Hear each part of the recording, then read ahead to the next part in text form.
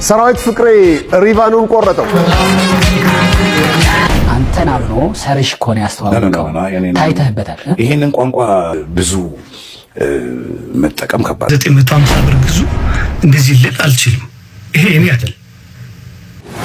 ከሄሎ ታክሲ እስከ ፊንቴክ የዳንኤል ዮሐንስ የሴራ ድር ዓለም ዋንጫ ስም የሸወደን ግርማይ ገብረ ሚካኤል አሁንም የት ገባ?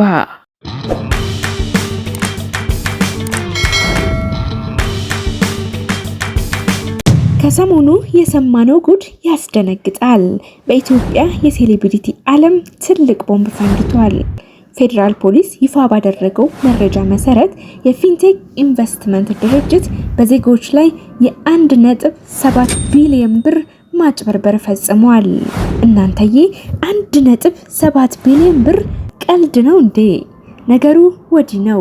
ይህ ድርጅት ከ1200 በላይ ምስኪን ዜጎችን የመኪና ባለቤት አደርጋቸዋለሁ በሚል ቅድመ ክፍያ እየተቀበለ ጅቡቲ ወደብ መኪና አለኝ የቢዋይዲ ኤጀንት ነኝ እያለ የሐሰት መረጃ ሲያሰራጭ ቆይቷል። ፖሊስ እንደደረሰበት ግን ይህ ሁሉ ውሸት ነበር።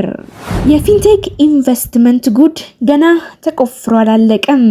ዛሬ ደግሞ የድርጅቱን መስራቾችና ማንነት ስንመረምር ጉድ የሚያሰኝ ታሪክ አግኝተናል።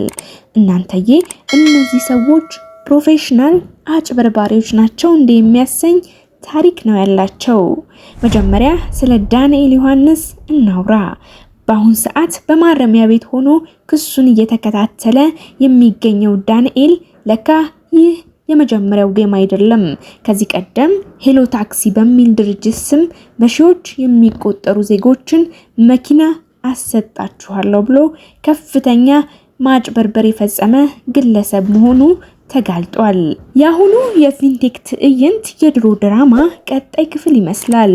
ሁለተኛው ተጠርጣሪ ደግሞ ግርማይ ገብረ ሚካኤል። ይህ ግለሰብ በአሁን ሰዓት በፖሊስ ክትትል ላይ ቢሆንም ታሪኩ ግን የሚገርም ነው።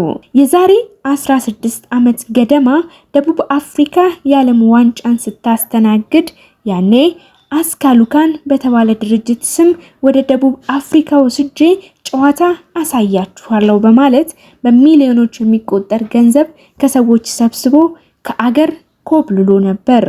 ፖሊስ ግን ዝም አላለውም።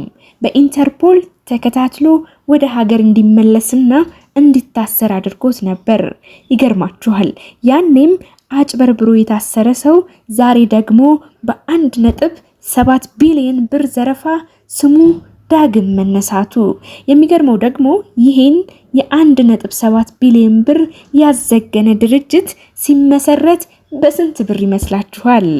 ዳንኤልና ግርማዬ እያንዳንዳቸው 3.5 ሚሊዮን ብር ብቻ አዋተው በጠቅላላው 7 ሚሊዮን ብር መነሻ ካፒታል ነው ፊንቴክን ያቋቋሙት።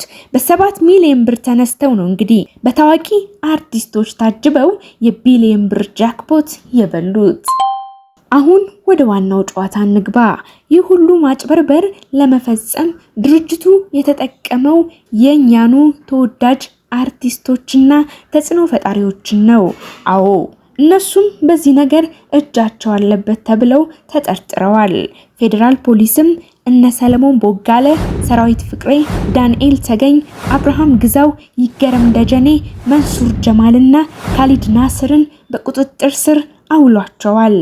ፖሊስ እንደሚለው እነዚህ አርቲስቶች የህዝብ ተወዳጅነታቸውን በመጠቀም ለድርጅቱ የተጋነነ ማስታወቂያ ሰርተዋል። በሶሻል ሚዲያ የሐሰት መረጃ አሰራጭተዋል። ለዚህ ውለታቸው ደግሞ እያንዳንዳቸው አሁን ባለው የገበያ ዋጋ 8 ሚሊዮን ብር የሚያወጣ ዘመናዊ BYD ሶንግ ፕላስ የመኪና ስጦታ ተቀብለዋል። የ8 ሚሊዮን ብር መኪና። ይሄንን መኪና ለማግኘት ሲሉ ነው እንግዲህ ምስኪኑን ህዝብ ያስበሉት ወይስ ይህ ጉዳይ በእርግጥም አነጋጋሪ ነው? ነገር ግን በዚህ ሁሉ መሃል አንድ ብልህ አርቲስት አለች፣ ሉላ ገዙ። ሉላ ቀደም ሲል የዚሁ ድርጅት አምባሳደር ሆና ተሹማ ነበር። ነገር ግን ነገሩ አጠራጣሪ መሆኑን ስትረዳ መሃል ላይ ውሉን ማቋረጧን በይፋ ተናግራለች። ዛሬ ላይ እርሷ ከእስር ተርፋለች። ብዙዎች ሉላ ገዙ ብልህ ነች፣ ከስካም አመለጠች እያሉ ያሞካሻታል። በእርግጥም እሷ ከሌሎቹ በተለየ ሁኔታ ነገሩን ቀድማ መረዳቷና እርምጃ መውሰዷ የሚያስመሰግን ነው። አሁን የህዝቡ ጥያቄ አንድ ነው፣ ብራችን ይመለስ። አዎ ብራችን ይመለስ። እነዚህን ያህል ገንዘብ ያጡ ዜጎች መፍትሄ ይሻሉ። ፖሊስ ምርመራውን አጠናክሮ እንደሚቀጥልና በህግ አግባብ ተጠያቂ እንደሚያደርግ አስታውቋል። እንግዲህ ክብራትና ክብራን ቤተሰቦቻችን የፊንቴክ ኢንቨስትመንትና የአርቲስቶቹ ጉድ ይህንን ይመስላል። አሁን ላይ ጉዳዩ በፍርድ ቤት እየታየ ቢሆንም ፖሊስ በእነዚህ ተጠርጣሪ አርቲስቶችና የማስታወቂያ ባለሙያዎች ላይ ተጨማሪ ምርመራ ለማድረግ እስከ መጋቢት 30 ቀን 2018 ዓ.ም ድረስ የጊዜ ቀጠሮ ተፈቅዶለታል። እስከዚያው ድረስ ምርመራው ተጠናቆ ምን አዲስ መረጃ ይወጣ ይሆን? አርቲስቶቹስ አላወቅንም በሚለው መከላከያቸው ነፃ ይወጡ ይሆን ወይንስ የ8 ሚሊዮን ብር BYD መኪና ስጦታው የክሱ ማረጋገጫ ይሆንባቸዋል? አብረን የምናይ ይሆናል። ውድ ቤተሰቦቻችን ለዛሬ ያዘጋጀነው እዚህ ላይ ያበቃል። ቪዲዮውን ከወደዳችሁት ላይክ እና ሼር በማድረግ ለሌሎች አጋሩ። በቀጣይ ፕሮግራም እስክንገናኝ ድረስ ቸር ቆዩን።